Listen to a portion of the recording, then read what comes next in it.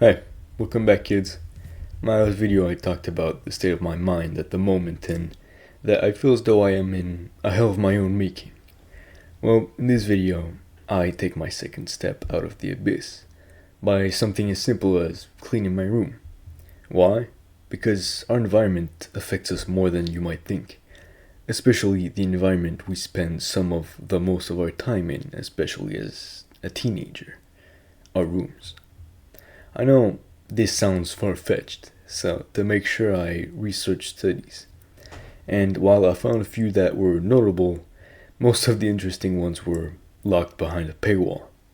But thanks to a great friend, ChatGPT, I could get a somewhat likely, possibly trustable analysis of said articles and a couple of weird or meaningless graphs of the exact opposite of what I wanted as a final you for using ChatGPT's unpaid work and not upgrading to ChatGPT Plus or some shit.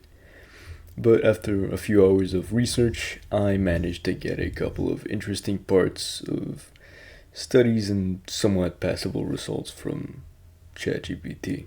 Here's what I found. If you have low self-control, for example, I have ADHD and more precisely a strand that involves impulse control. In a study by, no, I'm not even gonna try. I'm gonna sound so fucking bad if I do. Well, these guys, they found that the lower your self-control, the more impact on your environment would have on your ability to concentrate. They did this by using a test that determined self-control by perseverance of behavior, and that was measured through the amount of time you could hold your breath. Furthermore, on their second test, they gave the subjects a creativity test and found out that ordered rooms help more people with low self-control to be more creative, and on the other end, disordered rooms help significantly more people with high self-control reach that creative side of them. But ChatGPT helped me get access to a lot more information. Though it's ChatGPT, so take this with a grain of salt. So, GPT compiled 3 studies. These are 3. I'm not naming them. I don't have the time for that.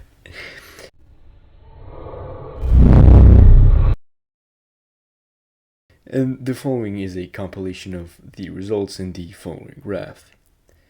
Firstly, we can see that as the room gets messier, the productivity plummets, especially for participants with low self-control.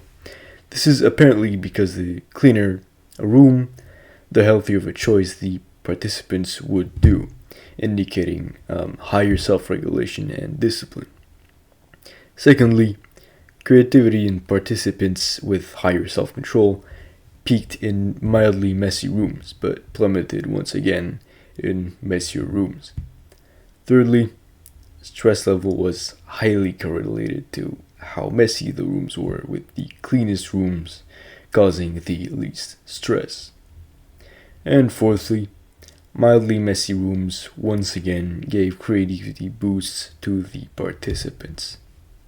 In conclusion, here's what you should do.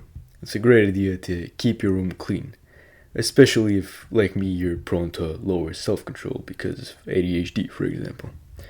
This will allow you to massively reduce your stress and increase your productivity. But if you partake in creative endeavors, it could help you to leave some objects or things around, like a book or a pencil, maybe a notepad, especially if you're prone to higher self-control. This might help you unlock your more creative side. But it should always be a controlled mess, as leaning a bit too far stops being beneficial, especially for those of us prone to lower self-control. You know what suits you the best, so using this you can find your sweet spot.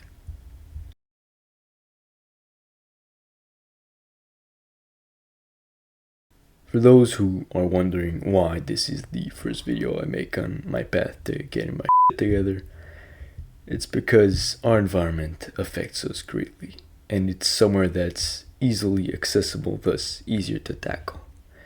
And by starting small, it's effectively getting a small win that's gonna start our path on a good and fresh note, allowing us to concentrate more easily on our more important goals without being distracted by our environment, but instead motivated and boosted by it.